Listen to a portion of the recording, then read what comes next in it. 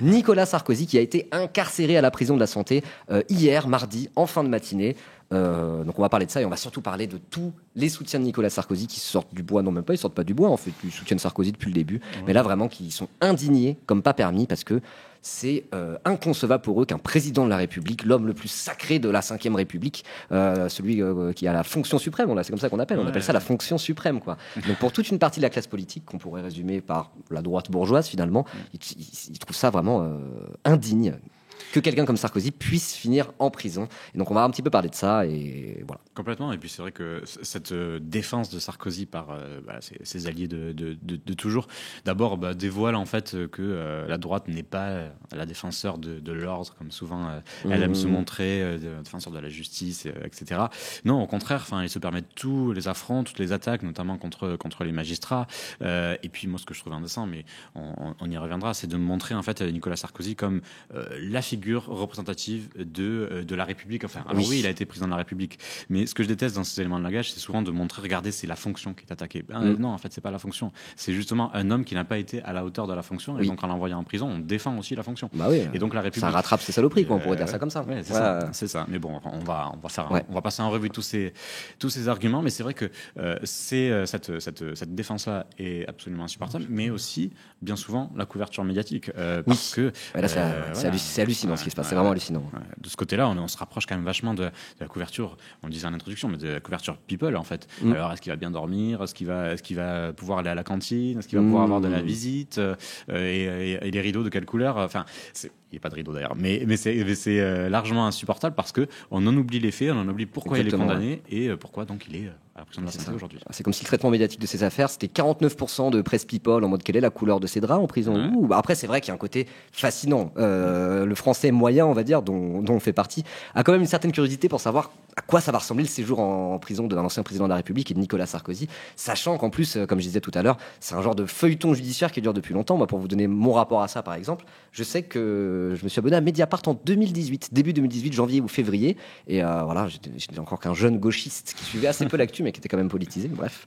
Et donc je sais que le moment où je me suis dit, vas-y, je vais m'abonner à Mediapart, c'était la première fois de ma vie que je m'abonnais à un titre de presse, parce que j'avais vu mise en examen de Nicolas Sarkozy, et je me disais, oh, moi qui suis né en 1994, donc c'était vraiment le président quand j'étais au collège, Sarkozy, et voilà, toutes les blagues comme quoi c'était un espèce de mafioso qui s'avère vérifié par des décisions de justice par la suite.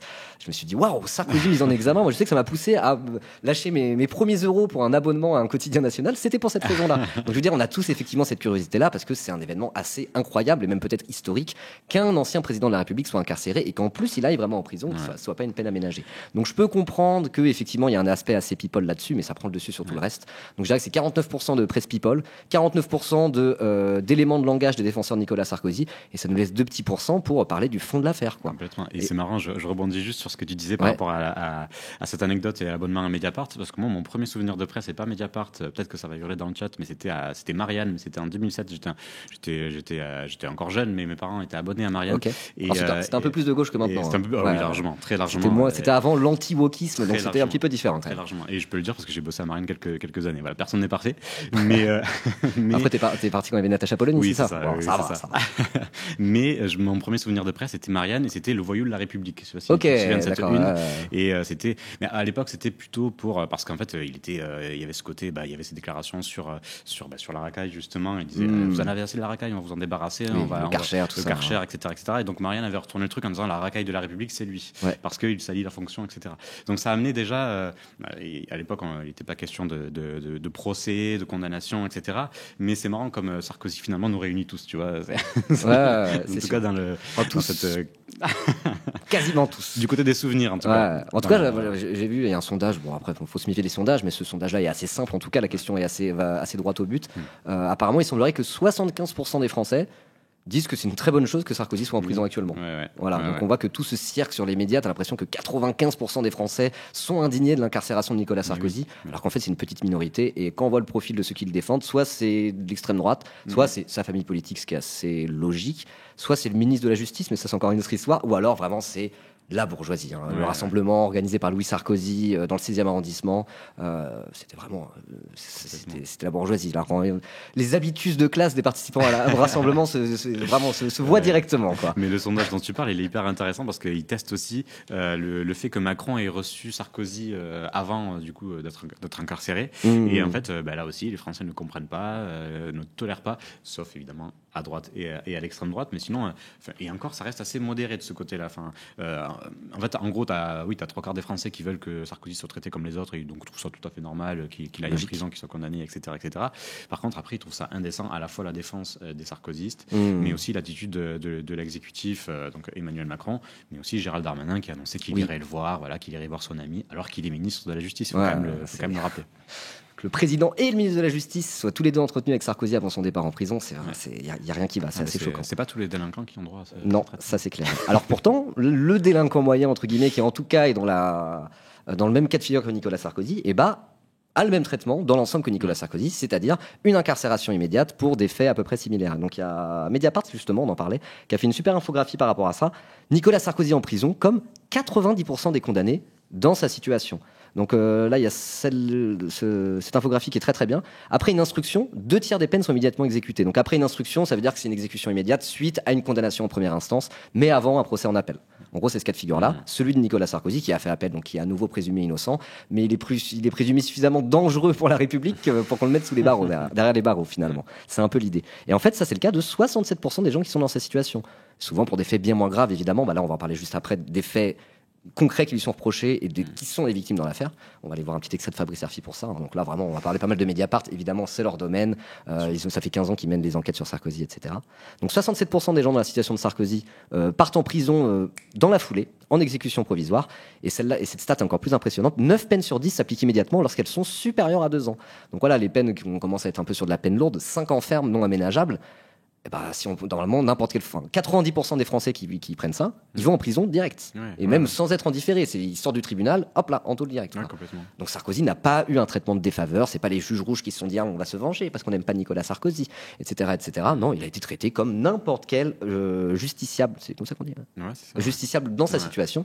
Et il est bon de le rappeler. Et ce qui est bon de rappeler aussi. C'est juste une parenthèse, mais c'est vrai que pour rebondir un petit peu sur tout ça, souvent les défenseurs de Sarkozy et d'ailleurs ça va jusqu'à l'extrême droite parce que ils aiment bien pointer la question de l'exécution provisoire et justement dans ce papier de Mediapart et dans tous ces graphiques il y a un chiffre qui est 26% des détenus en France le sont par exécution provisoire. Donc là aussi, on voit que Nicolas Sarkozy n'est pas le seul dans ce cas-là et voilà, on est loin d'une justice d'exception comme ils aiment le dire. Tout ce qui est en bleu, c'est des exécutions provisoires, donc c'est des gens qui ont fait appel ou autres et qui pourraient être libérables, qui pourraient être au final pas condamnés, mais dans tous les cas ils sont en prison. Donc c'est quasiment un détenu sur 4. C'est vraiment beaucoup. C'est vraiment beaucoup. Et en plus, évidemment, la famille politique de Nicolas Sarkozy, la droite, a toujours défendu les exécutions immédiates pour les faits de petite délinquance, etc., etc. Et j'ai envie aussi de rappeler ce tweet légendaire de Nicolas Sarkozy qu'il a fait déjà il y a plus de 10 ans, en disant quand quelqu'un revient pour la 5e fois devant le tribunal, c'est pour l'ensemble de son œuvre qu'il doit être jugé. Il n'a jamais supprimé ce tweet depuis. Et moi, dès qu'il y a une mise en examen, dès qu'il y a une condamnation, un truc, c'est-à-dire à peu près tous les 3 mois, on voit ce tweet ressurgir. C'est quand même édifiant, quoi. C'est quand même édifiant. Donc je te propose de regarder Fabrice Arfi du coup. Commencer par ça parce que justement avant de réagir aux réactions et d'être dans cette forme un peu de commentariat, il est bien quand même de remettre un peu l'église au milieu du village et Fabrice Arfi pour ça, il est très bien. C'est vraiment un des spécialistes du sujet. Donc c'est un peu celui qui porte toutes ces enquêtes sur Nicolas Sarkozy et dès qu'il y a une actualité autour de ça, c'est lui qu'on envoie dans les plateaux télé. Il connaît extrêmement bien son dossier évidemment. Et donc là c'était chez C ce soir, un extrait qui a pas mal tourné, qui a été assez remarqué, où il fait un rappel des faits et on voit que c'est quand même 10 km au-dessus de toute la soupe que les médias nous servent depuis maintenant 2 jours, quoi. Ça raconte qu'on est en train de tomber dans un piège. Je veux dire, on est sérieusement en train de discuter des livres que vont lire Nicolas Sarkozy en prison. Alors les livres, c'est une biographie de Jésus-Christ et les 2 tomes du Comte de Monte Cristo apparemment. Oui, parce qu'il s'imagine un Edmond Dantès, donc en fait forcément donc le personnage du Comte de Monte Cristo, et donc il s'imagine un prisonnier injustement, mais il reviendra plus fort, vous inquiétez pas. Et Jésus pareil, je pense qu'il y a un côté résurrection.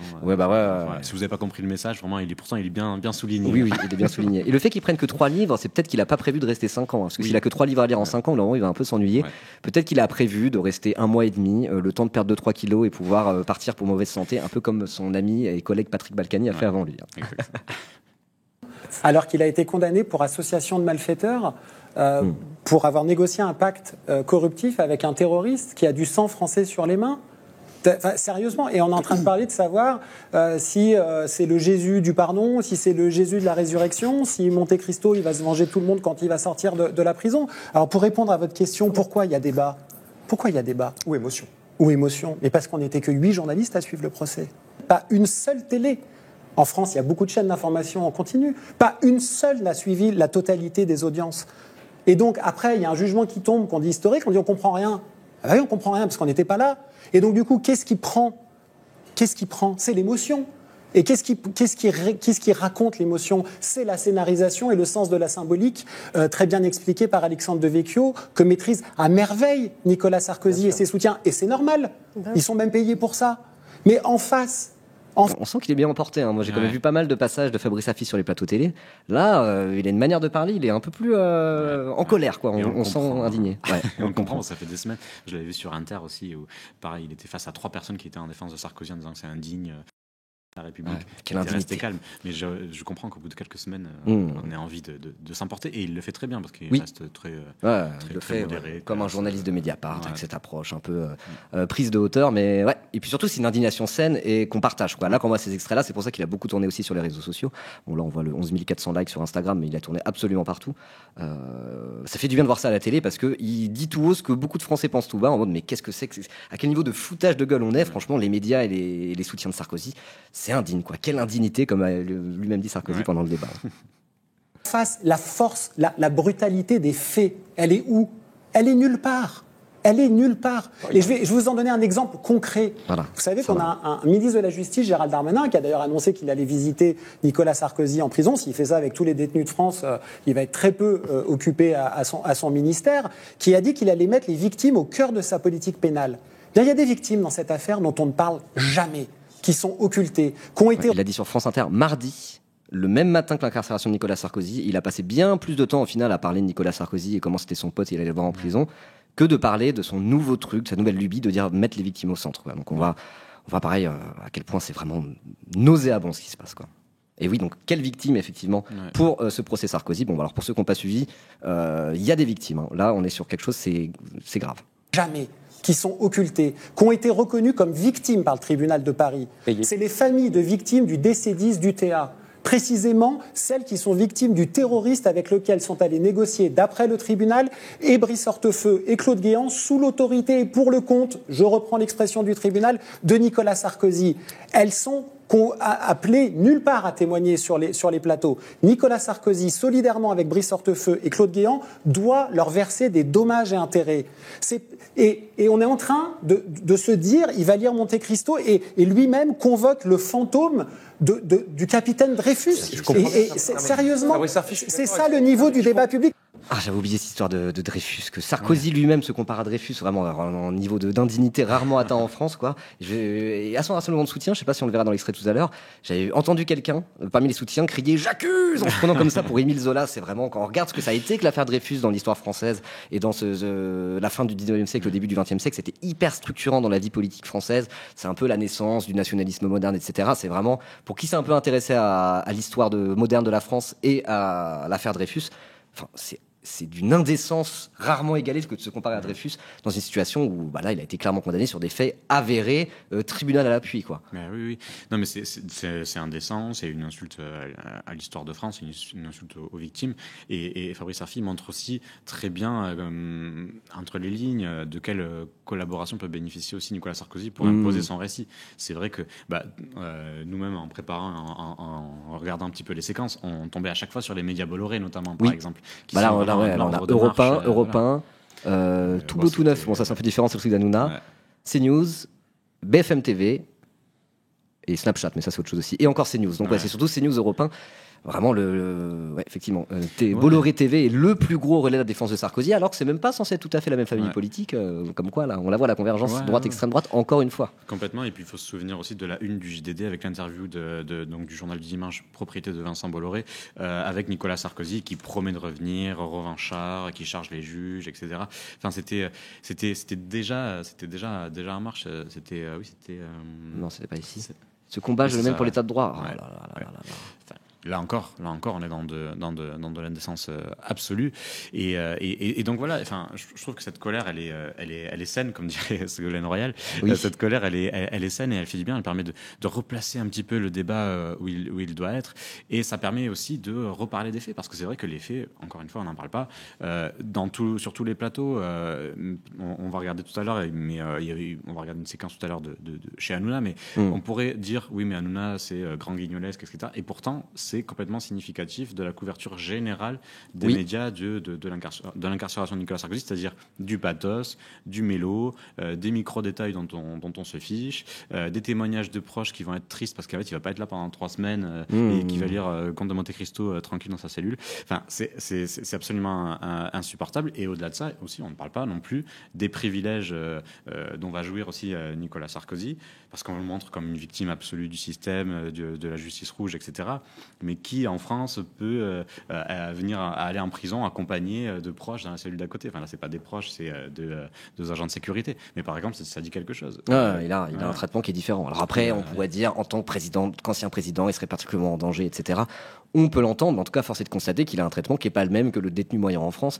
Déjà, voilà, il n'est pas à Bois d'Arcy à 4 dans une cellule de 9 mètres carrés sous une verrière où ça monte à 47 degrés en plein été, quoi. Quand je dis ça, c'est pas une façon d'exagérer. Il y a vraiment une bonne partie des détenus qui sont dans ces conditions-là. Et alors, je sais plus si c'est à Bois d'Arcy ou Fresnes, cette grande verrière qu'il y a au-dessus, mais les 45 degrés dans les cellules en été, c'est une réalité dans des cellules sans douche, où il n'y a même pas de flotte pour se rafraîchir. Donc, quand on regarde les conditions de détention du détenu moyen, c'est vraiment c'est atroce. Et Sarkozy, il a quand même des détentions qui sont relativement dignes. Alors après, il y a la privation de liberté, ça reste la prison, donc ça évidemment. Mais en vérité, il faudrait que n'importe quel détenu en France ait le droit à peu près au confort dont bénéficie Nicolas Sarkozy. C'est absolument pas le cas. Et ça, encore une fois, vraiment, il n'y a pas grand monde qui en parle. Et sur les médias dominants, il y a vraiment personne ne parle de ça, jamais. C'est clair. Et ces privilèges, ils s'étendent même au droit de visite. C'est-à-dire qu'en fait, on a appris par Le Figaro, qui est évidemment bien informé, on s'en doute, que Carla Bruni avait visité déjà Carla Bruni Sarkozy, donc la compagne de Nicolas Sarkozy, avait visité déjà Nicolas Sarkozy, et elle l'avait pas fait en faisant une demande au préalable. Les familles de détenus savent comment ça se passe. Il faut faire une demande en amont, on fixe une date, après il faut attendre, il faut se soumettre à la fouille, etc. Carla Bruni, elle est allée, elle s'est présentée à l'improviste, elle a bénéficié d'un chemin détourné, elle a évidemment pas attendu, elle a évidemment pas été soumise aux fouilles, etc. Et donc la liste des privilèges, elle pourrait s'étendre à l'infini. Et on pourrait d'ailleurs porter le débat là-dessus, mais non, on préfère parler des états d'âme de Nicolas Sarkozy. Et oui, c'est assez marrant là, pendant que tu parlais de tout ça, des privilèges qu'il a en prison. Moi, ça me fait penser à une scène de comment ça s'appelle, c'est Goodfellas en anglais, c'est Les Affranchis de Scorsese. Donc il y a un moment, alors spoil, désolé pour ceux qui n'ont pas vu Les Affranchis, mais ça devrait aller. Il y a un moment où une partie des personnages principaux font un détour par la case prison, et eux, c'est vraiment des mafiosos. C'est littéralement des mafiosos liés à la mafia italienne, etc. C'est un film de gangster, on est sur du Scorsese. Et donc du coup, pendant leur passage en prison, qui dure quelques mois, 1 an. En fait, tu vois bien que, étant donné que c'est des mafieux d'assez haut rang, et dans le cadre de la prison, ils sont pas comme des prisonniers comme les autres, et donc du coup, ils ont accès à tout un confort et tout un tas aussi même de sociabilité qui est différente de celle du prisonnier moyen. Donc, on voit une scène qui a vraiment resté, qui est très connue, où ils se font un bon plat italien traditionnel avec tous les ingrédients et tous les ustensiles, et en fait, ils se mettent très très bien dans la prison, dans une cellule où ils sont entre potes tranquillou. Et donc, c'est fort de voir que quand Scorsese, dans son film, décrit le privilège des mafiosos et de ceux qui sont à la tête de la mafia quand ils sont en prison, et quand on voit Sarkozy condamné pour des faits où déjà on le compare souvent à un mafioso, et quand il arrive en prison, ça fait comme dans le film de Scorsese, il a des privilèges que le prisonnier moyen n'a pas, quoi. Et donc vraiment ce narratif de mais Sarko est un mafioso depuis le début, franchement not beating the allegations comme on dit. Peut-être qu'il y est tellement bien qu'il va y rester, parce que c'est lui qui va dire non mais laissez-moi là. Il y a un témoignage d'ailleurs de je sais plus qui, un délinquant en col blanc d'assez haut niveau, quoi, qu'il expliquait qu'il avait mangé du caviar en prison avec je sais plus qui.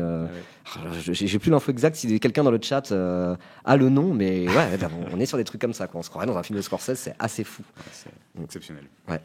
Donc là, ce qu'on peut faire pour continuer, c'est regarder un peu les réactions, du coup, à quel point il est défendu, et commencer par les réactions un peu du tout venant, ces soutiens, on va dire, dans la société civile. En vérité, c'est des gros bourgeois du 16e arrondissement qui pleurent parce que leur idole Nicolas Sarkozy, l'homme fort de la droite, va en prison, et ça, c'est honteux pour eux, quoi. Donc on va commencer avec ça, un sujet de l'humanité. abonnez-vous. D'ailleurs, vous pouvez sub à la chaîne. Tiens, j'en profite pour le dire maintenant. N'hésitez pas, sub à la chaîne de l'Humanité pour soutenir une presse qui n'est pas détenue par des milliardaires et qui fait le boulot quand même que les médias mainstream ont tendance à pas faire, comme vous le voyez. N'hésitez pas à sub à la chaîne de l'Huma. Et pour ceux qui sont sur mode chat, allez plutôt sub directement sur la chaîne de l'Huma si jamais vous voulez sub et vous le pouvez. Voilà, j'en profite pour faire le petit moment de réclame. C'est important. Et sur ce, on va regarder l'extrait. Son fils, il va les venger. J'ai honte de la France, j'ai honte de vivre en France. Emmanuel Macron, il aurait pu faire quelque chose pour Nicolas Sarkozy. De quoi, qu'est-ce qu'il y a ? Je croyais que c'était Morano. Oui, moi aussi, au début, je me suis dit, c'est Morano. C'est vrai qu'elle ressemble à... c'est une sosie de Nadine Morano. De France. Mais il n'a pas bougé le petit doigt. Exactement. Bravo, madame. Vous êtes d'accord ? Ah oui, je suis 100% d'accord. Je ne vois pas ce qui justifie cette incarcération aujourd'hui. S'il y avait des preuves dans ce dossier, mais ce n'est pas le cas. Bah si, c'est ça qui est hallucinant, quoi. C'est que chacun voit midi à sa porte au final, quoi. Ils sont persuadés que tout ça est vraiment un montage des juges rouges et qu'il n'y a aucune preuve, rien. Comme si l'élément de langage qu'avait sorti Sarkozy là, au fameux moment où il a dit quelle indignité. Nous sommes sur le service public. C'est ce qu'il disait. Il disait il n'y a rien, aucune preuve contre moi, tout est faux. Derrière, la justice a démontré que c'était plutôt vrai, au contraire. Il répète la même chose qu'il disait déjà il y a 15 ans, sans aucune réflexion, au mépris de la réalité. C'est quand même assez fou, quoi. Ouais, c'est un déni absolu. On a envie de leur conseiller de voir ce film, je sais plus comment il s'appelle, mais justement de le film de Fabrice Arfi, ouais. Voilà. Avec un nom un peu en mode on vous explique tout, un peu comme ça, je me souviens plus. Je sais plus exactement. Personne n'y comprend rien. Personne n'y comprend rien, exactement. Qui est très bien, très pédago. Et là, on voit qu'effectivement, il y a des preuves, et elles sont plutôt accablantes. Donc, il aurait fallu faire une distribution de ce film-là. Ou une projection, mais ça aurait dégénéré, quoi. Ouais, oui. Et les émeutes de droite, je conseille pas. Oui, ça rappelle les souvenirs. D'après les médias, d'après tout ce qu'on a entendu. Quels médias vous avez pu... Mais tous les médias, puisque on a considéré que le document sur lequel il se fondait était sans doute un faux. J'ai pas très... Alors ça, j'ai la flemme de redébunker ça pendant 10 plombes, mais ça pareil, c'est un peu une fake news. Déjà, un tribunal n'a pas la capacité de dire c'est un faux. Ils peuvent soit authentifier si c'est un vrai, soit dire on ne sait pas si c'est un vrai. Et là, a priori, ils n'ont pas forcément. Dans un premier temps, ils n'avaient pas authentifié le fait que c'est un vrai document. Après, ils ont authentifié le document que le document était vrai. Et ensuite, ils ont dit par contre, il y a un truc un peu foireux au niveau des dates. Donc au final, on ne sait pas trop. Le document est authentique, mais il y a un truc qui cloche un peu au niveau des dates. Et sur ce simple détail vraiment technique dans le dossier, c'est leur seul élément pour dire tout est faux, quoi. Donc on voit le déni de réalité où ils ont envie de comprendre ils comprennent ce qu'ils ont envie de comprendre, quoi. Ça a été un grand élément de langage justement de la Sarkozy, ce fameux document au mépris de la réalité. Tu l'as bien expliqué. Et Fabrice Arfi s'est employé à chaque fois sur tous les plateaux possibles et imaginables de ramener de la vérité. Et malgré tout, en fait, on voit que ça a fait effet. Enfin, en tout cas, est-ce que ça a fait effet ou est-ce qu'il se convainc quand même que effectivement c'était un faux et que tout tombe à l'eau et que c'est un complot absolu, je ne sais pas. Mais voilà, c'est bien de le rappeler aussi que on est sur de la fake news là. Oui, très clairement. Voyez, vous imaginez bien différentes pièces du dossier. Pourtant, il y a des experts en dactylographie, des experts de la section de recherche de Paris qui ont attesté de son authenticité. Ça a été reconnu que c'était faux. Oh, je trouve ça totalement injuste. Et moi, je regarde pas trop les infos, je suis pas trop les infos, mais pour moi, il est innocent, oui. Ça vous avez fait quoi quand vous l'avez... Vraiment, c'est au feeling. Moi, j'ai pas suivi l'affaire, mais je pense qu'il est innocent. Ah bon? Genre, quand même, c'est assez fou. C'est là qu'on voit que, moi, ça me fait... Ils ont pas l'impression un peu de se ridiculiser en répondant comme ça à un micro de journaliste. Enfin, genre, il y a vraiment rien derrière, quoi. Ils disent, au doigt mouillé, je dirais qu'il est innocent parce que je l'aime bien. C'est fou. Enfin, l'espace mental dans lequel ils sont pour se permettre de dire ça en toute confiance, je trouve ça assez fou et je pense qu'on en parlera après. Ce que ça veut dire aussi sur la droite française, historiquement, le rapport à l'homme providentiel. Moi, c'est un peu de ça dont j'ai envie de parler. Je te propose qu'on en parle après l'extrait. Appris. Ah, ça m'a touchée, ça m'a bouleversée. Nicolas Sarkozy, c'est un grand monsieur. Je comprends pas qu'un président de la République aille en prison, quoi. On ne met pas un ancien président en prison. Ah, voilà, la seule qui est un peu honnête. C'est le seul argument qu'ils ont. C'est en mode non, on peut pas, c'est un président, c'est sacré, quoi. Immunité présidentielle. Voilà, tout simplement. Je suis désolée. Est-ce que vous pouvez m'expliquer votre t-shirt un petit peu ? On me l'a distribué parce que j'étais dans les premiers rangs. Je suis content de le porter parce que je suis content de cette notion de l'histoire n'est pas finie. Mais en tout état de cause, il paye cher. Et j'espère que la plupart des hommes politiques et des femmes politiques vont aller le voir au parloir en prison, vont le soutenir, vont être là jusqu'au bout. Et qu'à Noël, il va sortir pour aller voir sa famille. Nicolas Sarkozy a toujours été là pour la France. Il a toujours fait ce qu'il fallait. tué. La justice a mal fait son travail. Il n'avait aucun problème avec Kadhafi. Il n'y a pas eu d'argent, il n'y a rien eu par rapport à la Libye. Il y a eu un pacte corruptif de plusieurs millions d'euros avec le projet de corruption, quoi. Alors après, c'est compliqué, c'est un petit peu technique, mais on ne peut pas se cacher derrière cette technicité pour dire tout est faux. Enfin, c'est vraiment idiot. Alors j'en profite pour dire, je vois qu'il y a un train de la hype. N'hésitez pas à les donner sur le train de la hype, plutôt sur la chaîne de l'UMA, mais en vrai, faites comme vous le pouvez. Il y a une règle généralement sur Twitch, c'est que si le train de la hype n'atteint pas le niveau 5, c'est un peu la honte, quoi. Donc n'hésitez pas à donner pour soutenir l'UMA, bien sûr. Voilà. D'accord. Tiens bon, et puis reste comme tu es. Tu es formidable, tu as plein de sagesse. Nous te reconnaissons dans ton caractère. On t'aime. Et on t'aime, voilà, Okay. tout à fait. Et demain, je vais à la santé et je vais apporter des petites douceurs au chocolat. Ça, c'est mignon. Ouais, c'est mignon. Belle attention. Dans ce monde de brut. On voit tout l'affect qu'il y a derrière, quoi. C'est des personnes qui sont vraiment profondément choquées, parce que bon, là, on se fout un peu de leur gueule, etc. Mais de leur point de vue, ils sont vraiment profondément choqués. Et il y a quelque chose d'émotionnel. Ils se disent, c'est pas possible. Sarkozy, c'est le dernier grand président qu'on a eu. C'est un peu le dernier grand homme de droite. Et ils sont vraiment, ils sont touchés premier degré de cette incarcération, quoi. Ouais, ils voient vraiment ça comme une injustice absolue, comme si le dossier était absolument vide, comme si c'était vraiment un complot. Dans la question du complot, c'est un complot des juges, évidemment, mais ils peuvent mettre ça aussi à la sauce complot médiatique, en disant tous les médias de gauche, etc. Enfin, j'ai vu chez Quotidien notamment, où en fait le journaliste de Quotidien, Paul Gasnier, s'est fait un petit peu interpeller, un petit peu bousculer, justement en disant, mais en fait, vous représentez tous ces médias de gauche qui ont convaincu finalement les jurés de la culpabilité de Nicolas Sarkozy, alors que tout est faux, etc. Enfin, en fait, il y a toute une espèce de bouillie générale qui fait qu'en fait, après, on en arrive à ce genre de témoignages qui sont absolument lunaires. Enfin, on a envie d'en rire, mais on se le permet pas totalement, parce qu'en fait, c'est totalement tragique. C'est censé être des citoyens conscients du travail qu'a pu mener la justice pendant un certain nombre d'années, de l'épaisseur du dossier, de certaines incohérences du côté des différentes parties, mais aussi des témoins. Enfin, tout est là pour... alors après, on peut discuter, est-ce qu'il faut l'envoyer en prison ou quoi, je ne sais pas. Pourquoi pas, on peut avoir ce débat par ailleurs, mais bon, la justice est passée, mais bon. Mais par contre, de là dire c'est totalement vide, c'est une injustice, c'est un complot, ça dit quand même quelque chose d'une sorte de mouvement presque sectaire, en tout cas autour de cette personnalité-là, christique, pour faire plaisir à Nicolas Sarkozy, qui nous écoute depuis sa cellule, mais voilà, c'est quand même assez dingue. Ouais, ça c'est dingue. Mais est-ce que c'est pas aussi lié à l'histoire de la droite française, et presque, alors je sais pas si c'est vraiment le terme à utiliser, mais l'aspect presque un petit peu césariste qu'il y a dans la droite française, de vouloir toujours attendre un grand homme, un homme providentiel, un espèce de Napoléon du temps présent qui pourrait aller sauver la France en la prenant sur ses épaules, quoi. Donc il y a la figure de Napoléon, il y a la figure de Gaulle, qui est une figure indépassable de la droite française depuis au moins une cinquantaine d'années. C'est un peu ça aussi qu'on voit derrière, quoi. C'est vrai que souvent on entend les historiens dire la France, la République ne s'est pas complètement remise du départ de Gaulle, parce qu'en fait depuis on cherche notre De Gaulle quelque part, enfin en tout cas pas moi, mais il y a ce mouvement-là, et il y a cette façon-là de voir aussi le président comme une sorte de monarque républicain. Bon, après il faut dire que la Ve République a aussi été pensée pour mettre pour amener cette figure-là du monarque républicain qui avait été taillée sur mesure pour Charles de Gaulle. Et donc peu à peu dans les esprits, depuis 58, s'est imposée l'idée que le président ne doit pas être fragilisé. Et par exemple, c'est tout bête, ça n'a rien à voir en termes de proportion, etc. Mais je ne sais pas si vous vous souvenez à l'époque quand Lionel Jospin avait critiqué Jacques Chirac, qui était en poste. Donc Lionel Jospin était son Premier ministre, Jacques Chirac était président de la République. C'était en 99 et 2002, c'est ça? Ouais, c'est ça. En disant il est vieux, usé, fatigué. Il y avait toute une réaction de l'opinion en disant on touche pas au président de la République. Enfin, alors particulièrement à droite. Mais en fait, il y a cette espèce de sacralisation, de mystification presque de la figure. C'est ça. Mystification, c'est le mot, je pense. Ouais. Et peut-être que à droite, dans la famille, vraiment la droite de cette droite-là. Alors, Macron est un homme de droite, personne n'ira le contraire sur ce plateau, et de toute façon personne en France dit vraiment le contraire, à part peut-être l'extrême droite qui le traite de socialiste, mais il traite tout le monde de socialiste. Bref. Plus qu'à tête aussi, mais... Ouais, ça peut arriver.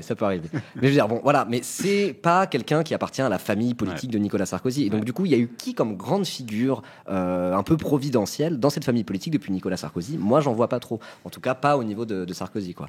Donc, un peu comme c'est le dernier en date, c'est comme si on s'en prenait à l'héritier de Chirac, à l'héritier de De Gaulle, à l'héritier de Napoléon, à l'héritier de tout cela, quoi. C'est leur dernière grande figure. Et donc du coup, il y a quelque chose de vraiment quasi émotionnel, ou même totalement émotionnel, de voir cette grande figure censée être sacrée, inattaquable, finir derrière les barreaux comme un vulgaire prisonnier de droit commun, j'ai envie de dire. Après, il y a Xavier Bertrand. Il y a Xavier Bertrand, éventuellement. Effectivement, le dernier grand gaulliste, Xavier Bertrand, d'ailleurs, qui a dit que lui, le RN, c'était sans lui. Donc à voir cette restructuration à venir, dont on va parler dans notre sujet suivant sur Manuel Valls. Ça va être intéressant de suivre tout ça. Et effectivement, quid de la droite républicaine? Est-ce qu'ils vont retrouver leur nouveau grand homme? Est-ce que ça sera Retailleau, Xavier Bertrand? Est-ce que Darmanin? Je ne sais pas. Non, mais c'est vrai que sans troller, je pense que la question que tu amènes, elle est hyper intéressante. C'est vrai que en fait, la droite est à la recherche de sa figure. En tout cas, voilà, on voit ces militants-là, je ne sais pas s'ils sont militants LR, mais en tout cas, ils sont sympathisants de droite, très clairement.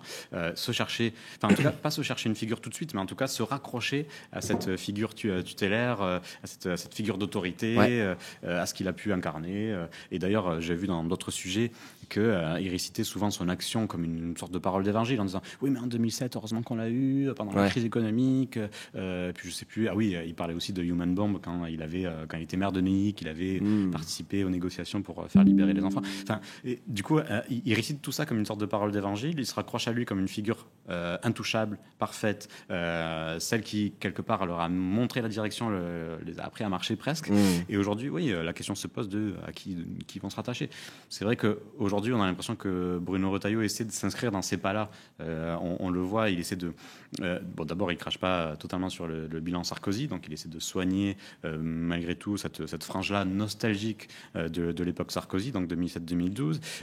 Il essaie aussi de se montrer comme une figure avec une forme de droiture. Et il se revendique à la fois du sarkozysme comme du gaullisme. Donc, en fait, il essaie de prendre ce parti-là. Alors après, il va faire face à un parti complètement divisé, bordélisé, etc. Donc, on verra bien ce que ça donnera. Mais en tout cas, ce que je vois dans ces images, en tout cas, moi, ce que j'interprète, c'est surtout une droite qui n'a pas accepté d'être complètement effacée du paysage politique aujourd'hui, de presque plus avoir d'influence, au point de ne pas arriver à faire émerger une figure incontestable, avec un poids, avec une légitimité. Donc c'est presque tragique de voir ces images-là. Oui, de leur point de vue, c'est tragique. De leur point de vue, Mais c'est vrai que cette droite-là, de toute façon, est un peu écartelée entre Macron d'un côté et Marine Le Pen de l'autre, et du coup, ils sont un petit peu... ils peinent à renouer avec leur gloire passée, on va dire. C'est aussi le cas du PS, c'est le cas de plusieurs partis, quoi. Encore une fois, on revient à cette idée de restructuration. À voir comment ça va se passer, mais probablement que ça arrive très très fort. Sachant que Macron, quand il arrive en 2017... Pour moi, le gros truc qui s'est passé politiquement, c'est une restructuration du champ politique inédite avec cette fusion entre centre-droit et centre-gauche, qu'on pourrait appeler comme ça, quoi. Et donc, pour moi, à la fin du macronisme, ça va amener à cette restructuration. Et là, c'est déjà la 3e fois pendant ce live qu'on en parle, sur 2 sujets différents, et ça sera même plus notre 3e sujet en réalité. On revient à ce truc-là. Il y a tout un tas de figures politiques qui sont en train de se chercher, tenter de se retrouver pour essayer d'affronter l'après-Macron, finalement, quoi. Donc à voir. Mais c'est vrai que sur Macron, on pourrait se poser la question de est-ce que c'est pas lui presque le dernier homme présidentiel de la droite. Je pense que oui. Mais moi aussi, en tout cas, je pense que clairement, évidemment, c'est un président de droite, ça on va pas en débattre 1000 ans. Je pense que c'est assez clair, surtout on en a débattu tout à l'heure sur la question du budget. Mais en fait, le truc, c'est que le public, disons, en tout cas les sympathisants de droite, ne reconnaîtront jamais un Emmanuel Macron en président de droite. Voilà, c'est ça. Parce qu'en fait, c'est l'enfant terrible d'une certaine façon de François Hollande. Au début, il a commencé en se disant socialiste, ça n'a pas duré très longtemps évidemment, mais voilà. Donc en fait, il y a ce côté-là un petit peu qui le rend presque impur à leurs yeux. Eux, ils cherchent vraiment une figure de droite absolue qui se revendique du gaullisme sans rien jeter, en étant très dur sur les questions régaliennes, en particulier évidemment les questions régaliennes. Pour ceux qui ne savent pas, ça veut dire en gros, dans la bouche de la droite en tout cas, ça veut dire sécurité, police, armée, et même il rajoute plus ou moins l'immigration là-dedans, alors que c'est pas à proprement parler une fonction régalienne, on peut rien dire, mais voilà, quoi. En gros, c'est les thèmes de la droite non économiques, on pourrait dire ça. Exactement, et tout en se montrant... Les thèmes non économiques de la droite, plutôt. C'est ça, exactement. Donc en fait, c'est cette dureté, disons, qui fait souvent pencher, en tout cas aujourd'hui, particulièrement à la droite vers l'extrême droite, mais tout ça est allié, couplé à une sorte de stature de hauteur. Là encore, l'héritage gaulliste en disant exactement, nous sommes garants de l'intérêt général. Oui, et d'ailleurs, il y a une raison qui fait qu'ils ne reconnaîtront jamais Macron comme étant l'un des leurs, alors que de fait, c'est l'un des leurs, c'est qu'il est issu du Parti Socialiste, quoi. Pour eux, il est issu du PS, c'est déjà une raclure gauchiste à leurs yeux, quoi. Mais pour l'histoire que représente ce parti, quoi. C'est en fait ça, il ne fait pas partie de la droite républicaine, justement, c'est un escroc. De la même manière que Bardella, c'est un escroc parce qu'il vient pas de LR, alors qu'il a les mêmes propositions que Macron, qui vient du PS, ne vient pas de LR non plus, et même s'ils mènent la même politique qu'eux, non, c'est pas leur pote, c'est pas leur famille politique. Donc on voit que tout ça, c'est vraiment C'est vrai qu'il y a une grosse prime à la fidélité aussi. Ouais, c'est ça, particulièrement chez LR. Particulièrement chez LR, parce que par exemple, Dominique de Villepin, évidemment que ça a été un Premier ministre de droite, et encore aujourd'hui, le problème c'est que tout le paysage politique glisse à l'extrême droite, donc lui il reste dans sa posture. Donc on a certains. Quand il parle de la dette, on recomprend très facilement que c'est un homme de droite. Là, on recomprend. Mais il est rejeté malgré tout par LR et par les militants, les sympathisants, parce que il est vu comme un traître quelque part. Il avait prêté allégeance, finalement, il a retiré cette allégeance, et donc c'est mal perçu. Donc oui, on voit clairement qu'il faut surtout pas partir du clan, sinon vous. Et là encore une fois, on en revient dans les logiques un peu mafioso qu'il y a derrière Sarkozy et sa famille politique, hein, sachant que les lourdes condamnations pour des faits de délinquance en col blanc, les Républicains, quoi qu'on pense des autres partis, les Républicains, ça reste quand même les champions dans la matière, même si quand même le RN, avec l'affaire des détournements de fonds européens, commence à se hisser tranquillement et confortablement à la seconde place, peut-être. Complètement. Une forme d'union, encore une fois. Voilà. Cette convergence se fait aussi par ça, par l'aspect mafioso, finalement. Donc, que ça soit sur le programme économique, sur le programme, tu disais, plus régalien, entre guillemets, ou sur le rapport à la probité, on va dire, ça commence vraiment à se ressembler. Hein. Et d'ailleurs, justement, ça fait une belle transition avec la suite. Et sur les médias qui sont quasiment officiellement d'extrême droite, on parle des médias Bolloré, on parle d'Europe 1, regardez comment ça défend Sarkozy, et regardez surtout le discours qu'ils peuvent avoir sur la prison, qui est un discours extrêmement déshumanisant pour tous les prisonniers de France.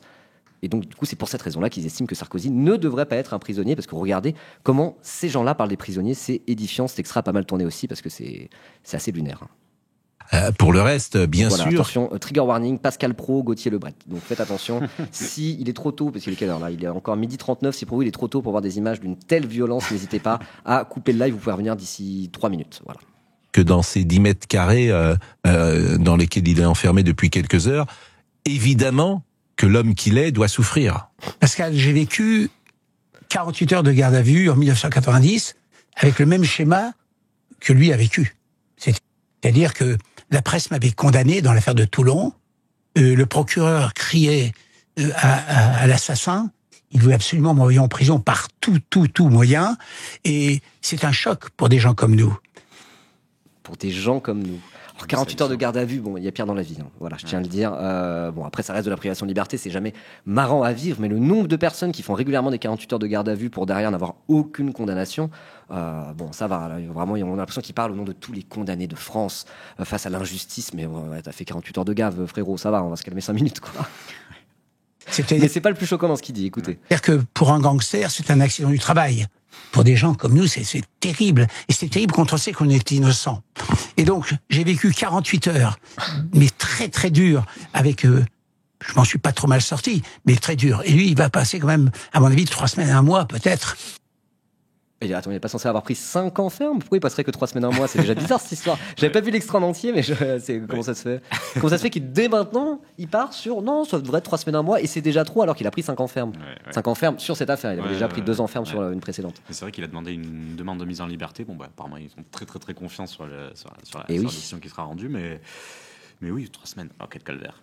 Ça va. Ça sera l'occasion de lire un peu, pourquoi pas. Hein. Voilà, ça ok. Donc oui, c'est parce que je crois qu'il y a une mesure, notamment sur les aménagements de peine, y compris pour des peines longues, où à partir de 70 ans, pour des motifs de santé, tu peux assez facilement récupérer un bracelet électronique et rester tranquille chez toi. C'est ce qui risque d'arriver à Nicolas Sarkozy. Moi, je fais pas partie des personnes qui crient trop à l'injustice là-dessus, parce que c'est l'aspect un petit peu anticarcéral de la gauche normalement. Déjà, s'il est condamné à du ferme et qu'il a un bracelet électronique, pour moi, justice a été faite au sens où il a été condamné, et c'est le principal. Après, sinon, la manière dont il purge sa peine, c'est injuste pour tous les autres qui n'ont pas ce privilège-là. Mais bon, bref, peu importe. Tout ça pour dire que, de toute façon, voilà, moi, c'est un truc que je voulais rappeler. Le principal dans cette histoire, là, on regarde un peu de quelle manière il est incarcéré ou pas. Dans tous les cas, c'est qu'il est pris du ferme. Et c'est là où justice a été faite avant tout, je pense. Mais bon, voilà, la vraie dinguerie que va dire ce monsieur, c'est juste après. Écoutez. À moi, d'une évidence, on peut pas vivre ça.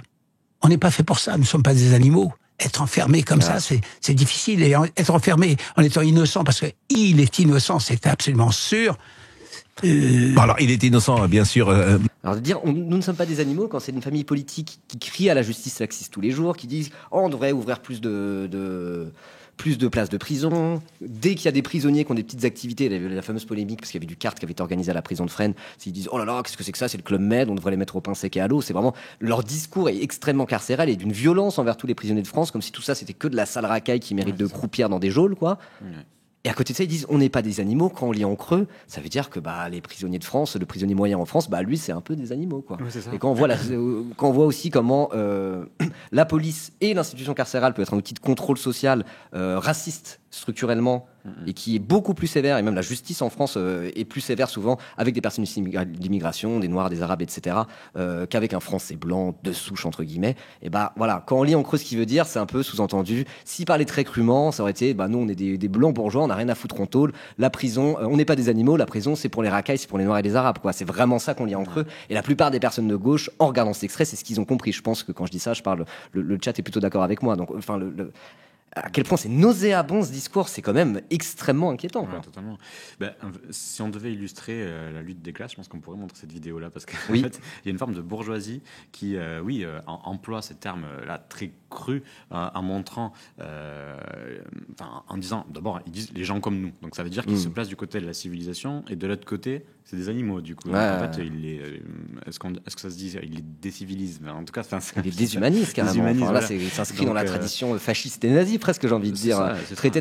Traiter des opposants, et en plus, là, on comprend que c'est un peu les minorités derrière qui ciblent comme étant des animaux. Ça fait un peu penser à Adolf Hitler, quoi, sans vouloir aller au point Godwin tout de suite. En vrai, c'est extrêmement fasciste, quoi, comme rhétorique. Ouais, c'est vrai que c'est une rhétorique qu'on n'aurait pas pu prédire il y a quelques mois. Bon, là, je pense qu'il y a une espèce de libération de la parole, dans le sens un petit peu trumpisation, on va dire, où à la fois on va créer deux clans. Donc il y a la civilisation d'un côté qui va être plutôt du coup les bourgeois, de l'autre côté les sauvages, les animaux, quoi, qui sont plutôt les classes populaires, qui sont le plus souvent les principales victimes du système carcéral, comme tu le disais. Et en plus de ça, on refuse l'un des socles de notre contrat social, c'est la justice. En disant, parce que là, on le voit, il amène aucun argument. Il dit, parce qu'il est... Essaye de parler un tout petit peu plus près du micro. Pardon. Et il dit, il amène aucun argument. Il dit, il est innocent, et c'est tout à fait certain. Et sinon, et c'est là qu'on voit qu'en fait, il rappelle, il redemande une justice d'exception, parce que nous ne sommes pas comme la populace, quoi. On est au-dessus, on représente autre chose. Nous sommes la civilisation, nous sommes le guide, nous sommes le phare. Et c'est assez fou, c'est assez révélateur de voir une partie de la droite. Alors bon, ce monsieur-là, il est homme d'affaires, évidemment de droite, on le connaît, mais c'est intéressant de voir à quel point la droite est en train de se défaire de ses pudeurs, et elle assume de plus en plus un discours radical, déshumanisant au possible.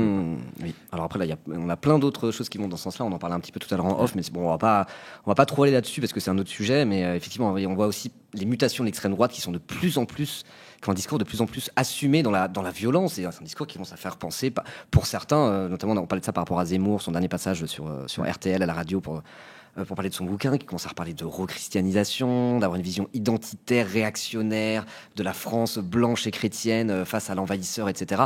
Enfin, ça commence à puer les années 30 et Charles Maurras dans la prose de certains. Et quand on regarde les extraits sur Télé Bolloré et la manière dont ils déshumanisent leur adversaire de classe, on va dire, tout ça est extrêmement inquiétant, extrêmement dangereux, et c'est assez fascinant de voir à quel point ce procès Sarkozy et cette condamnation, cette incarcération même de Nicolas Sarkozy va réveiller et accélérer au final tout ce processus de radicalisation de la droite et de l'extrême droite. Moi, je ne pensais pas que ça serait aussi structurant dans cette accélération, on va dire, du discours. Ouais, complètement. Parce que depuis tout à l'heure, on parlait plus souvent pour troller de l'union des droites, mais là, c'est clairement l'union des droites, en tout cas, elle se fait autour de cette affaire-là, notamment dans la défiance des institutions, de notre socle républicain. On n'attendait pas, enfin en tout cas longtemps, on n'attendait pas la droite dite républicaine être aussi offensive de ce côté-là. Là, on touche à l'un de ses champions, l'un de ses représentants, et donc en fait, on voit une droite qui devient anti-républicaine, et avec ce discours-là qui est quand même assez terrible. Enfin, évidemment que quand on est de gauche, on avait toujours un œil particulier sur les potentielles dérives, ces dérives-là, enfin en tout cas, disons la dérive illibérale de la droite, on la voit depuis le début des années 2000, en particulier depuis le mandat d'ailleurs de Nicolas Sarkozy. Mais là, on passe un cap assez impressionnant. Il n'y a plus aucun complexe, j'ai l'impression. Carrément. Enfin, après, ça fait un petit moment qu'on parle de ça, qu'on voit l'ascension de l'extrême droite médiatiquement. Mais bon, là, toutes les digues sont en train de sauter, y compris sur les discours. Et là, franchement, la prochaine étape, par vraiment réhabiliter Pétain directement, ce que Zemmour a déjà commencé à faire par ailleurs. Là, on commence à arriver au bout du chemin et on va arriver dans des discours qui sont d'une violence. Je vois pas comment on va pouvoir aller beaucoup plus loin. Mais bon, C'est un peu le propre de la politique. Parfois, on pense qu'on a atteint le fond du fond et en fait, on peut généralement toujours faire pire. Surtout en ce moment. Ce que je vous propose comme prochain extrait, histoire de se faire un peu plaisir, c'est de regarder un ami de longue date de Nicolas Sarkozy sur le plateau de Cyril Hanouna. Donc là, c'est vraiment une alliance qui fait pas plaisir à voir, l'alliance Hanouna-Balkany, pour aller faire pleurer dans les chaumières et défendre Nicolas Sarkozy, quoi. Donc l'extrait a l'air assez édifiant. Je l'ai pas encore regardé, mais bon, on va regarder ça. C'est court, ça va être court mais intense probablement. Je remets au max. Hop là. Vous êtes fier de Nicolas, vous aussi, Nicolas Sarkozy? Oui, je suis surtout très triste aujourd'hui. Je suis triste pour Nicolas et je suis triste pour la France, parce que je pense que c'est une catastrophe pour la France. Au niveau international, c'est une vraie catastrophe. D'ailleurs, personne ne comprend au niveau international ce qui se passe. Il a tué quelqu'un, il a volé quelqu'un. Il a quand même fait un arrangement mafieux avec un terroriste condamné par la France pour un attentat qui a coûté la vie à 170 personnes. Ouais, je pense que c'est pas mal. C'est déjà pas mal, je pense. Non, on ne sait pas, ils n'ont pas compris, ils ne comprennent pas.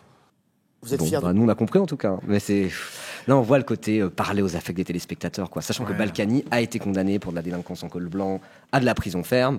Donc là, c'est vraiment, allez, faites venir ce condamné pour aller défendre un autre condamné et dire que tout ça est profondément injuste, parce que comprenez quand même, ce sont des maires de Neuilly et des présidents de la République, ces gens-là n'ont rien à faire en prison. Ouais. C'est bon, on n'a pas grand-chose à rajouter par rapport à ce qu'on disait, mais voilà, il y a plein d'extras à voir, parce que c'est quand même assez hallucinant ce qui se passe. Mais cette émission, elle est hyper symptomatique, je trouve, de ce traitement médiatique, parce que là, on a vu juste une séquence de 20 secondes, mais j'ai regardé d'autres extraits, d'autres passages, et c'est intéressant de voir un petit peu comment tout ça est mis en scène, c'est-à-dire qu'il y a une solennité, il y a un silence, le public n'applaudit pas. Hanouna amène le sujet en disant, d'abord dans l'affect évidemment et dans l'émotion, en disant on pense à Nicolas, il se reprend à chaque fois, il fait Sarkozy, mais on voit bien de quel côté il se trouve, qu'il est proche évidemment de Nicolas Sarkozy. Il y a tout un tour de table qui est fait donc auprès des chroniqueurs, où tous évidemment sont révoltés du fait qu'il soit condamné, tous pensent à lui, tous imaginent un petit peu sa première nuit. D'ailleurs Balkany à un moment le décrit, il dit, la première nuit c'est la plus dure parce qu'il y a du bruit, et ces bruits-là on n'a pas envie de les entendre parce qu'il y a des gens, il y a des gens qui lancent des insultes, et des gens en souffrance parce que ils souffrent d'addiction, etc. Il y a tout un bazar qui empêche de dormir. Ce qui est vrai en soi. Ce qui est vrai, la prison, ça fait pas plaisir. Et ce qui est vrai pour tous les détenus. Mais là, parce que c'est Nicolas Sarkozy, on fait presque une édition spéciale, une sorte de veillée pour Nicolas Sarkozy. C'est ça, avec Balkany qui est habillé en noir comme pour un deuil, et puis Hanouna qui là est sorti de son personnage un peu clownesque pour être vraiment très intense et très très sérieux. Même si là, franchement, là il n'y avait pas de. Voilà, non, il fait pas le clown. Là, pour le coup, il fait pas le clown. Là, c'est serious business, quoi. Et d'ailleurs, c'est marrant parce que dans cette émission-là, qui est vraiment, ces séquences-là sont un petit peu ridicules. Et à un moment, t'as un des chroniqueurs, j'ai plus le nom en tête, qui explique qu'il a de l'empathie pour Nicolas Sarkozy parce qu'il l'a rencontré au paddle avec Hanouna cet été. C'est vraiment vrai. Ok. Oh, donc voilà. Adolf Hitler, j'ai joué à la pétanque l'autre jour avec lui. Il est très très sympa. Donc arrêtez de dire que c'est un dictateur, quoi. On est assez très bon tireur. On est à ce niveau de rhétorique. Très bon tireur. Alors, pour continuer un peu sur le réact de l'horreur comme ça, on vous a montré le duo Hanouna-Balkany qui fait pas très très plaisir, mais on peut peut-être aller encore plus loin dans l'horrible. Et là, on a le duo Morandini-Julien Audoul. Donc Julien Audoul, un des députés du RN, un des députés RN qui est le plus dans l'outrance permanente, un espèce de personnage médiatique macabre qui est horrible en fait, qui est vraiment absolument détestable, même selon les critères du Rassemblement national, avec Morandini, condamné pour agression sexuelle sur mineur. On vous refait pas tout le truc. Donc là, c'est vraiment attention. Encore une fois, trigger warning. Si vous n'avez pas l'estomac accroché, je vous conseille de quitter le live pour quelques minutes. Parce que là, Morandini qui donne la parole à Julien Audoul pour défendre Nicolas Sarkozy, ça donne envie de vomir à plusieurs niveaux différents, j'ai envie de dire. Donc on va regarder ça. Elle est historique et c'est à la fois triste. Donc Julien Audoul rappelle qu'il est au RN, qui est censé être un adversaire politique à Nicolas Sarkozy, qui est censé être un opposant anti-système au système UMPS où c'est toujours les mêmes qui gouvernent la France, contrairement au RN qui est au service des Français. Là, dans ce cas de figure, il y a absolument aucune différence entre ce que va dire Julien Audoul et ce que dit n'importe quel LR, quoi. Voilà. Enfin, je veux dire, son discours, je sais pas, quoi. Tu secoues un arbre à Neuilly-sur-Seine, il y en a 10 des Julien Audoul comme ça qui tombent, quoi. C'est quand même pas normal. Monsieur est censé être un opposant politique, y compris à Sarkozy. Notre pays. C'est triste pour la justice de notre pays, puisque je rappelle que Nicolas Sarkozy, le président Sarkozy, est présumé innocent. Il est présumé innocent et pourtant il va dormir en prison. Il Oui, comme 67% des personnes dans son cas, lors d'une instruction de ce type. De mémoire, je crois que si on regarde un petit peu l'histoire de notre pays, c'est seulement le deuxième chef d'État de notre pays qui va en prison. Le premier, il me semble, troisième, je crois, non ? Napoléon III, avant d'être président de la République, le premier président de la République française. Il y avait Pétain aussi, non ? Il me semble qu'on peut mettre Pétain dans la liste. Je crois que c'est Napoléon III, Pétain et Sarkozy, finalement. Bah ouais. Ouais, je crois. Bon, super. Il a oublié le deuxième, du coup. Ouais, il a oublié le deuxième. Il parle pas trop de Pétain, lui. Ouais. Alors peut-être qu'il est dans ce récit gaulliste, comme quoi Vichy, c'était pas vraiment la France et que la France était à Londres. En réalité, si Vichy, c'était pas vraiment la France, comment ça se fait que la police nationale et les CRS créés sous Vichy soient encore la police de ce pays dans notre belle 5e République, si c'était pas la France. Je vois dans le chat qu'on dit Louis XVI aussi. Louis XVI, ah oui, il y avait Louis XVI aussi. Il n'a pas juste été emprisonné, ça a été un petit peu plus loin que ça. Ouais. Bon, c'était une autre époque, a different time, a different king. C'était entre 1840 et 1846 qui était incarcéré. Napoléon I aussi, cette image, effectivement, elle est, je pense, à la fois choquante pour beaucoup de Français. Il ne s'agit pas de dire que le président de la République est au-dessus des lois, bien sûr. Hein. Non, c'est pas du tout le cas. C'est pas le cas. Choquant pour beaucoup de Français, à peu près 25%. Les 3/4, voilà. C'est un justiciable comme un autre, mais de dire qu'on a l'impression que depuis quelques années, les politiques qui avant étaient au-dessus des lois sont bien souvent et dans de trop nombreuses affaires en dessous des lois, et qui a une volonté de s'acharner, de faire des exemples, de se venger quelquefois. Et le fait que Nicolas Sarkozy, présumé innocent, aille en prison aujourd'hui, compte tenu du manque de preuves, il faut bien le dire, de ce dossier, montre bien qu'il y a une forme d'acharnement. Ok, alors il y a quelqu'un d'autre qui est présumé innocent en attendant son procès en appel sur des faits relativement similaires, même si un peu moins graves, c'est Julien Audoul. Julien Audoul, qui a été condamné en première instance pour l'affaire des assistants fictifs au Parlement européen de Rassemblement National. Vous avez suivi l'affaire, l'inéligibilité de Marine Le Pen, etc., etc. Donc en vrai, il y a une première analyse à faire qui est assez simple, c'est que entre délinquants en col blanc, condamnés pour des choses relativement analogues, ils se protègent entre eux finalement. Est-ce que ça serait pas là le cœur du truc ? Ouais, mais c'est intéressant parce que souvent le RN s'est montré comme offensif contre l'élite politique, il parlait du MPS, etc. Et là on voit Audoul qui du coup défend la classe politique, donc ce qu'elle dénonçait autrefois, en disant il y a un acharnement contre nous, on devrait être au même rang d'obligations, disons, et de contraintes que tous les autres citoyens, mais non, on nous en demande beaucoup plus, toujours plus, et en fait on veut notre peau quelque part. Ouais. Donc c'est intéressant de voir ce retournement-là, parce qu'il y a quelques années c'était vraiment tout le contraire. Oui, c'est tout le contraire. Et Marine Le Pen pendant très longtemps a fait son beurre en disant nous on est irréprochables, nous on tape pas dans les caisses, contrairement aux autres, et c'était aussi leur discours anti-système, pseudo-anti-système, et plus ça va, plus on voit que tout ça, c'est un peu du foutage de gueule, quoi. Mais ce discours anti-système se structurait aussi là-dessus, en disant, regardez, c'est toujours les mêmes qui nous gouvernent, en plus ils piquent dans les caisses, et tous des délinquants. Nous, en termes de probité, on est irréprochable, quoi. Donc, moi, la question que je me pose, c'est, est-ce qu'on voit cette convergence et cette défense de la part du RN parce que le RN est en train de rentrer dans le système, entre guillemets, selon leurs propres critères, ou est-ce qu'on peut observer ça, sinon presque comme la droite dite républicaine qui commencera à sortir un peu du système ? Est-ce que c'est un peu les deux, ou t'en penses quoi, toi, de ça ? Ouais, je crois que c'est un petit peu les deux, et puis il y a aussi, je crois... Système, entre guillemets, bien sûr. Ouais, il y a un petit peu les deux, parce que oui, évidemment, le RN est en train d'entrer dans le système, on voit qu'il fait partie du bloc bourgeois dont on parlait tout à l'heure, quand on parlait du budget, et même au-delà de ça, je trouve que ce qui est intéressant, c'est qu'il y a une sorte de retour d'ascenseur aussi pour Nicolas Sarkozy, c'est-à-dire que Nicolas Sarkozy, ces dernières semaines, a aussi envoyé des signaux plutôt positifs au RN. Il a reçu Jordan Bardella, je ne sais plus si c'est Sébastien Chenu ou Julien Audoul qui l'a reçu par ailleurs dans ses bureaux. Et donc, en fait, voilà, il y avait des offres qui fuitaient, qui montraient qu'il fallait laisser quelque part le RN accéder au pouvoir par raison démocratique majeure. Je ne sais plus exactement le terme qu'il avait employé, mais c'était un petit peu l'idée. Et en plus, là, Marine Le Pen a envoyé, je ne sais plus si elle a envoyé un message ou si elle a fait une déclaration de soutien à Nicolas Sarkozy. Et Nicolas Sarkozy, il a appelé et il a communiqué en disant qu'il lui avait adressé ses remerciements républicains. Donc en fait, on voit qu'il y a quand même des liens qui se font. Alors entre la droite, entre LR et le RN, on en avait un peu parlé, évidemment. Mais là, c'est très clairement, c'est plus centralisé, c'est plus personnalisé. C'est vraiment Nicolas Sarkozy qui fait un pas vers le RN, qui le RN presque flatté d'être accepté par l'ancien président de la République, va lui renvoyer l'ascenseur. Et donc en fait, c'est ce jeu-là, c'est ce pas de deux qu'on est en train de voir sur tous les plateaux. Ouais, tout à fait. Ça fait déjà un petit peu longtemps qu'on est sur ce sujet et vu que normalement, on va un petit peu dépasser. C'était censé durer 2 heures, ça va plus aller sur les 2h30, même si notre dernier sujet est un peu moins conséquent que ces deux-là où il y avait beaucoup de choses à dire. Pour terminer, je te propose d'aller un petit peu plus sur l'incarcération concrète de Nicolas Sarkozy. En vrai, on a essayé de prendre un peu de hauteur par rapport au sujet, pas juste être dans le sensationnalisme, de dire oh là là, alors comment il est dans sa cellule.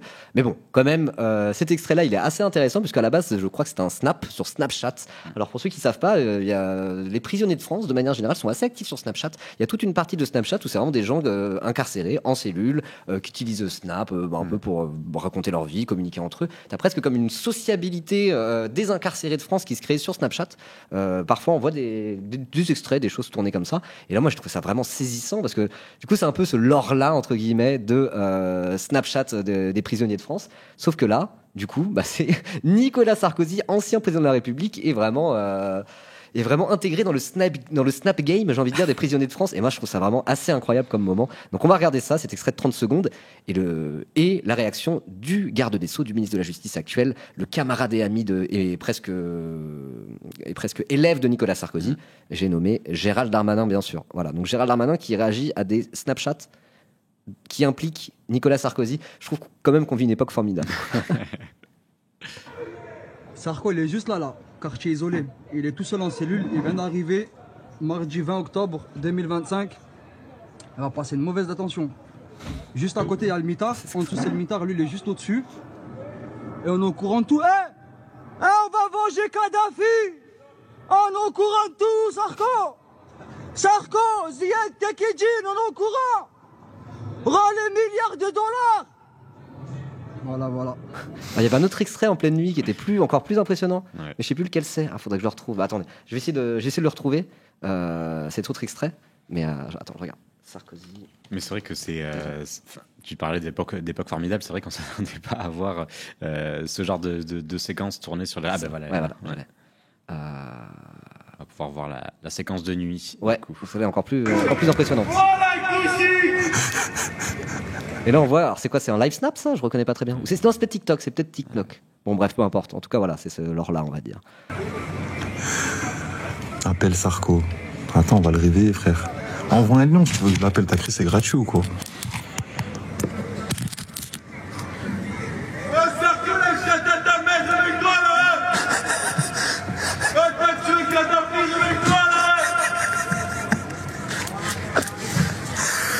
Sarkozy,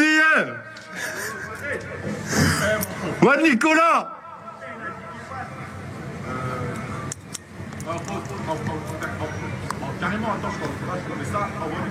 Montre ta tête en vif.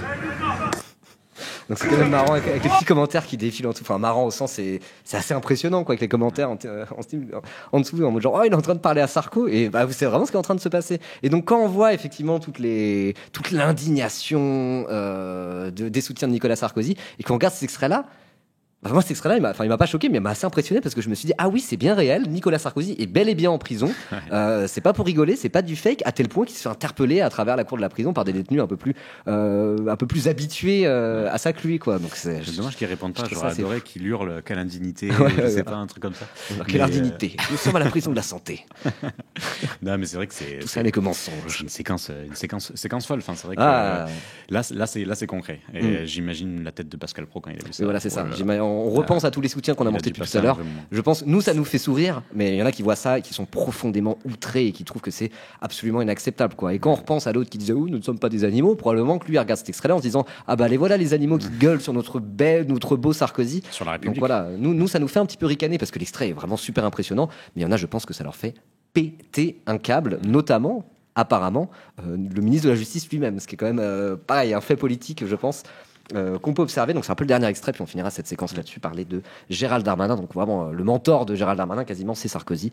Gérald Darmanin, toute sa carrière, a voulu faire du Sarkozy, en moins bien ou en mieux, ça c'est à vous de juger, donc voyons ce qu'il a à dire, sachant que, rappel, il s'est passé beaucoup de choses en termes de remaniement gouvernemental ces derniers mois, mais il est toujours garde des Sceaux, il est toujours ministre de la Justice, il est passé entre les mailles du filet, donc voilà. Vous nous annoncez ce soir que ceux qui se sont filmés en train d'invectiver et de menacer le président Sarkozy vont être changés de prison. Exactement, on va d'abord terminer la procédure judiciaire. D'abord, ils sont en garde à vue au moment où je parle. Ensuite, ils vont passer en comparution immédiate, j'espère. Ils étaient en prison et là, ils les ont mis en garde à vue. Ouais. Donc du coup, ils sont sortis. Ok, waouh, ok, non, d'accord. Mais surtout, moi, je me demande sous quel motif. Parce Ouais, que, ils ont fait quoi à moins qu'ils aient d'autres vidéos qui montrent des menaces très concrètes. Je pense pas. Je pense que crier à travers sa fenêtre, c'est des choses qui arrivent régulièrement dans les prisons en France, quoi. Ouais, je crois. Il n'y a pas de. Bon. Ouais, en respectant Là, ça a l'air pareil d'être un peu puni pour l'exemple entre guillemets. Là, on le voit aussi, ce traitement de faveur. Je sais pas si c'est un traitement de faveur, mais ce traitement différencié, comme si le fait que ça soit Sarkozy en prison, c'était pas la même chose que si c'était Monsieur et Madame tout le monde, quoi. Là, on le voit très bien. Dépendance de la justice qui seront fermement condamnés et ils seront pour certains en quartier disciplinaire et pour d'autres changés de prison parce qu'on va prendre aucun risque. Ok, ouais, d'accord. Bon, voilà, on va foutre au mitard des gens qui ont fait une blague en criant par la fenêtre une nuit, quoi. Alors je vois dans le chat qu'on me dit le premier, il a dit on va venger Kadhafi. Ouais, oui. On va venger Kadhafi. Ah oui, bon, ok, dit comme ça. Je peux comprendre. Mais bon. Bon après je sais pas, je sais pas, est-ce que ça rentre dans le cadre de l'injure publique, est-ce que à l'incitation à la violence, je sais pas. En tout cas, il y a quand même pas de compétences là-dedans. Mais en tout cas, il y a une surmédiatisation de tout ça, et on voit que, quand on voit tout ce qui peut se passer dans les prisons, ça fait partie des lieux en France dont on parle très rarement les prisons. Ouais. Et ce qui se passe derrière les murs de ces prisons, ça reste pas mal inconnu du grand public, alors que justement, il y a des conditions de détention qui sont absolument atroces, quoi. Ouais. Donc, on n'a jamais autant parlé de ce qui se passe à l'intérieur des prisons depuis cette incarcération de Sarkozy et. Ah, ça montre bien, ça veut dire. Et ouais, complètement. Et puis ce qui est dérangeant, je trouve, au-delà du propos, c'est de voir Gérald Darmanin, ministre de la Justice, donc garde des Sceaux, faire le service après-vente en permanence de la détention de Nicolas Sarkozy. C'est-à-dire que quand il devait être incarcéré, donc c'était dans les heures qui suivaient, il est venu en disant voilà, il va y avoir donc tout est prévu pour sa sécurité, les agents de sécurité, ceci, cela. En gros, vraiment, on est aux petits soins parce qu'on peut pas prendre le risque de mettre la vie d'un président de la République, de l'ancien président de la République en danger. Pourquoi pas, mais il est quand même venu faire ce service après-vente. Pareil pour Laurent Nunez, ministre de l'Intérieur. Oui. Et là, ancien préfet de la police de Paris. Ouais. Exactement.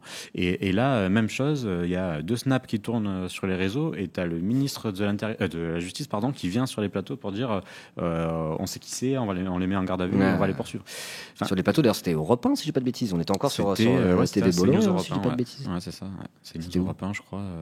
Ouais, je crois que c'était Europe 1. Non, c'était CNews. Bon, je le retrouve plus, mais c'était CNews, il me semble. Ouais, c'était face à Gauthier Lebret, je crois. Ouais, c'est ça. C'était sur CNews, encore une fois. Ouais. Donc, comme d'hab. Ah là là, c'est quand même très très grave ce qui est en train de se passer. Bon, on commence à être habitué, mais là, on arrive au bout de cette espèce de, comme je disais au début, on arrive au bout un peu de cette séquence feuilleton judiciaire sur Nicolas Sarkozy. Et plus ça avance, plus on voit à quel point le camp des soutiens de Sarkozy se comporte avec indignité, j'ai envie de dire, pour prendre les mots de Sarkozy, quoi. Ouais, c'est ça. Enfin, c'est une séquence people de télé-réalité autour de la prison. Alors on pourrait en rire, et c'est vrai que parfois ça nous fait sourire. C'est vrai que quand ces séquences-là, parfois ça te paraît tellement absurde qu'on se dit mais c'est pas possible, c'est pas la réalité qu'on est en train de vivre. Et pourtant oui. Et on voit autant d'affronts aux institutions, à la justice et à tous nos principes être attaqués, évidemment par les défenseurs de Nicolas Sarkozy, ça on en a parlé, mais aussi par des ministres d'État. Et c'est quand même assez fou. Là, on a vu Gérald Darmanin. On pourrait même remonter à Emmanuel Macron quand il reçoit Nicolas Sarkozy. Tout à fait. Quel prisonnier, quelle personne condamnée aujourd'hui peut se targuer d'être reçu à l'Élysée la veille de son incarcération pour voir son soutien exprimé. Ouais. C'est quand même assez fou ce qui est en train de se passer et les digues qui sont peu à peu en train de tomber, en particulier à droite. Et ça aussi, c'est peut-être quelque chose de très très français, parce que je sais que sur tout ce qui est délinquance en col blanc, impunité des politiques par rapport à la corruption, etc. Il me semble quand même qu'en France, on est un peu les champions de ça. Il y a d'autres voisins européens où typiquement quelqu'un aurait fait ce qu'a fait Sarkozy. Il n'y aurait pas tout ce cirque médiatique autour pour tenter d'aller le sauver, quoi. Ouais. Mais on voit encore le clivage révolutionnaire contre révolutionnaire, où en fait, il y a les contre-révolutionnaires qui sont en train de s'exprimer pour le rétablissement des privilèges, quelque part. Oui, donc ça, on voit qu'on n'a pas encore, on n'est pas encore passé à autre chose. Voilà, on est encore marqué par ça, par cette identité. Tout à fait.